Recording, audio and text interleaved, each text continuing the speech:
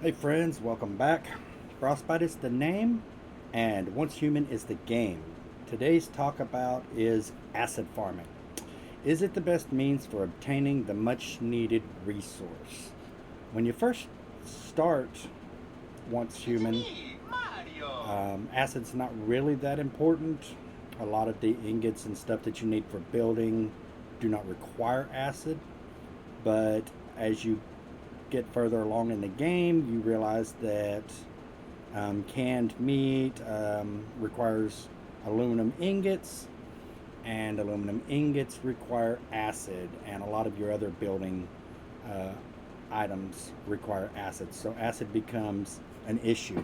Now, currently, right now in my inventory, I have.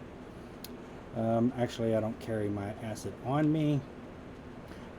Nevertheless, I only have about 300, 400 acid on me at best. So I'm going to talk about the pros and cons of creating an acid farm. I've heard a lot of talk about it, and so I decided, well, why not check it out for myself and see if it is worth the trouble. So the setup that I've got right now, you can see up there, I've got rain catchers. They catch dirty water along with right over the edge there, you see that one pump. That's all I need for this side of the operation. That pumps it up, the water up into that little pump right there, this handy little device. Pumps it all into these three tanks. These three tanks hold all of my either dirty water or seawater, depending on where your base is located. I am located on the ocean, so I am pumping up seawater. Now, that being said, that is only a portion of the process. Uh, and before you comment, yes, I do know I can hide all of those wires and cables, but I have them exposed at this point because I will, once I get into explaining my setup over here, I will, uh, I want to show you the direction of the flow for all of this. The rest of my operation, or the other part of my operation, is down here where I've got the dirty water from up there pumps down into over here, this purifier, and then from this purifier it pumps into these three tanks.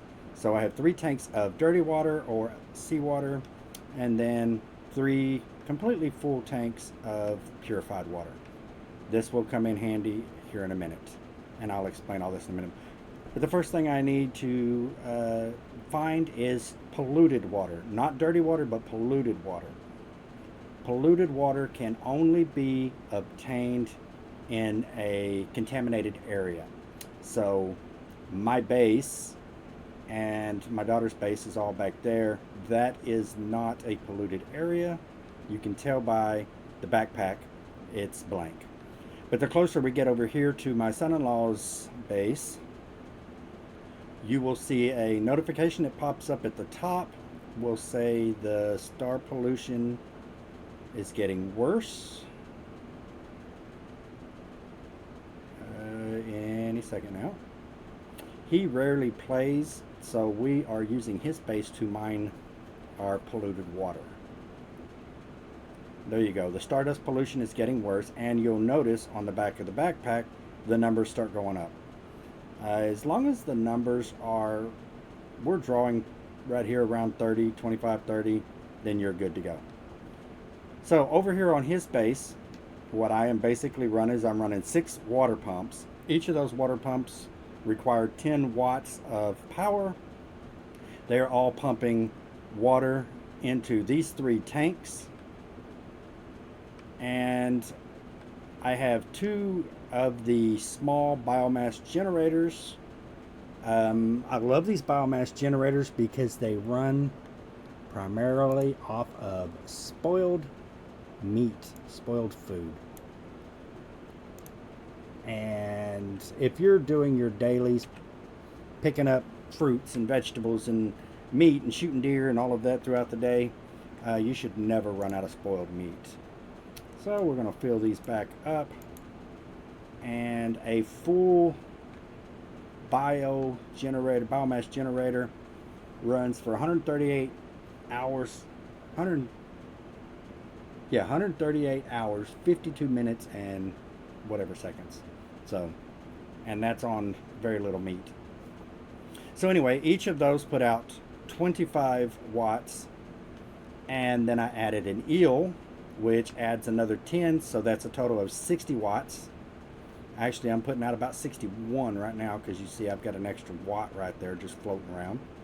So 60 watts runs 60 or 6 pumps. Now, I've been running this for about a day and a half. You see there about 1500. Let me scroll over that. That is polluted water, not dirty water, not salt water, but polluted water. Polluted water, again, can only be drawn out of the ground from the polluted areas. There we've got another 16, and here we've got 17. So that is about a day and a half that we've been running that. So what I do is I'll pull a bunch of that out. Actually, let me go ahead and pull some out while I'm over here, just to show you. You can't carry a whole lot. Yeah, let's just climb on top of it there. Okay, let's see how much I can get away with over here. Putting in my backpack. Not much. I must already have a bunch of crap on me. Alright, we're going to stop right there. And just looking around. I don't know whose base that is. It is not my base, but I'm sure they are not happy about me being on in their area. Me and my daughter were set up over here first, then they came along, and then we brought my son-in-law's base over. But he rarely plays, so we use his base because it can just sit there. Ooh, cabbage. It can just sit there and draw polluted water all day, and be sitting in the polluted area. Now, if you want to just use your base, you can set a section of your building area in the polluted area, and then the rest of your base not in the polluted area, and you should be fine. But if you have an extra base available, link them up, allow each other to build and have access, and there you go. So my polluted water I keep in this tank, okay, and it is empty, so we are going to add some more. Probably should have brought a bunch of this over last night, and I didn't. So I'm going to turn on my build mode so you can see my process. All right, so I moved you have to manually, if you're going to set it up this way, you have to manually put the polluted water over here. But anyway, if you build all this on one base, then this would be one of your 3 tanks that draw from your pumps. But anyway, your polluted water is in there. It goes through this pump and then into this purifier, this osmosis purifier. The bigger, you can get the bigger one, it's much, or this one I prefer, it's much better than the single one. The single one only has 1 slot, this one has 4. So it goes into this purifier, and from the purifier, it comes here. Okay, so you see the flow. I'm going to turn my build mode off for a second.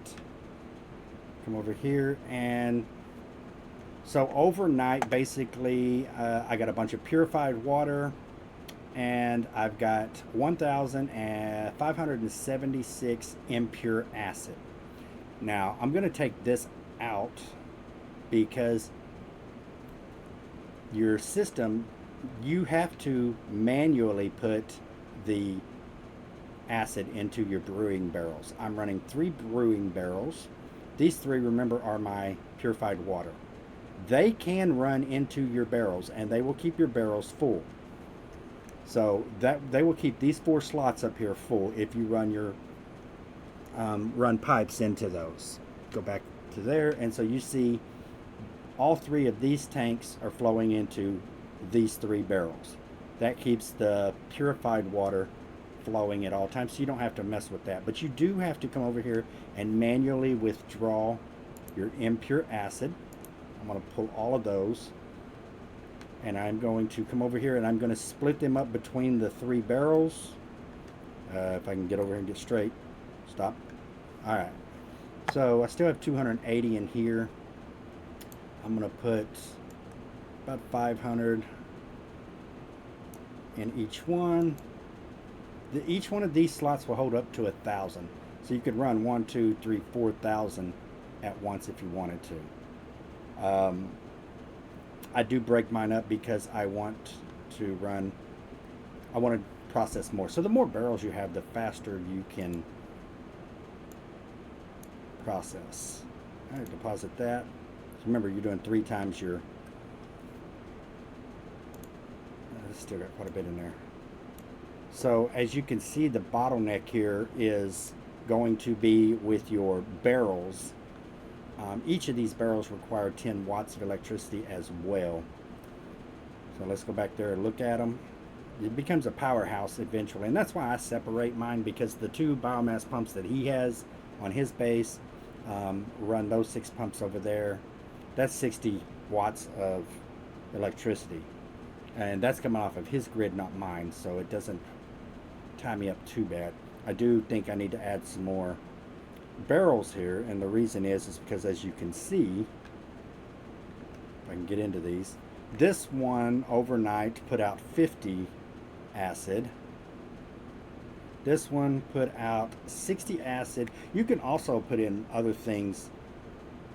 I did not put impure acid in this one. I'll fix that in a minute. But anyway, you can also put in corn, wheat at the same time. You don't have to have, if you've only got 1,000 acid, put 1,000 here. Go ahead and put you some corn in here, some wheat in here. Start making you some other drinks, fermented drinks as well. They give you various benefits. This is right here. This was from wheat. So I have Stardust Malt Ale. Definitely something that you want to keep in your inventory. Fills up your hydration for like 30 minutes. It also fills your sanity up. So if you're going into a real heavy area, infested area, you'll want that in your backpack for sure. And same thing with your corn ale. So here we got 99 acid. Barrel number 2, we got 60 acid, and barrel number 3, we got 50 acid. So a little over 200 acid overnight. Is there better ways to do it? Theoretically, yes. You can get that out of there. You can go out and battle to get what you need to get acid. Especially the higher up in your levels, you get more acid per kills than you do in the lower levels. But if you're one of those, if you're going to be away for a little while, you can set this up, at least set up to where your barrels over in your polluted area are filling up with polluted water. Or you can automate this all together. You can take that whole setup and bring it over here. Actually, you'd be the other way around, bring all this over there. But nevertheless, you can set it up automatically. And then when you get back, you would have acid. Would it be my primary source of acid? Probably not. There's too many areas where you can go out and just do an hour or so of slaughtering infected and get acid. So this is just a good backup, and it's a relatively hands-free system, other than coming over here once a day or whatnot and bringing your impure acid over. As you can see, and we emptied this out just a couple minutes ago, and it's already got 5 more in there. So I wish that they would fix this to where the acid would automatically go into the barrels and you wouldn't have to manually do it. But for me, carrying all that polluted water over there, which I'll get my Jeep, I can have up to 1,200 in my Jeep, and I'll do that, go back and forth, and be able to bring it relatively easy. But there you go. So this is how you set up an acid farm. Is it the best means for obtaining acid? I'm going to say no. But is it a good backup plan for acid? Absolutely. Definitely worth it, especially if you can get enough generators to run maybe 6 barrels or 7 or 8 barrels, depending. The more barrels you run, the faster you're going to be able to create the acid. Eventually I may set up this over there, and since he has nothing else running over there, put all of my biomass generators over there and a couple of purifiers over there and just see how well it works. It's me, Mario. Completely different. I'll do that in an upcoming video. So if you like this plan, or if you've got a better way of creating acid, definitely leave a comment below. Don't forget to like and follow. I'm going to be doing several videos on different techniques and hacks that I've learned from playing this game. It's still a pretty new game, and we're all learning a lot of different things as we go. Fast and easy, I guess. So again, this is Frostbite. Once Human is the game. Like us, follow us, and check out our other videos. Thank you.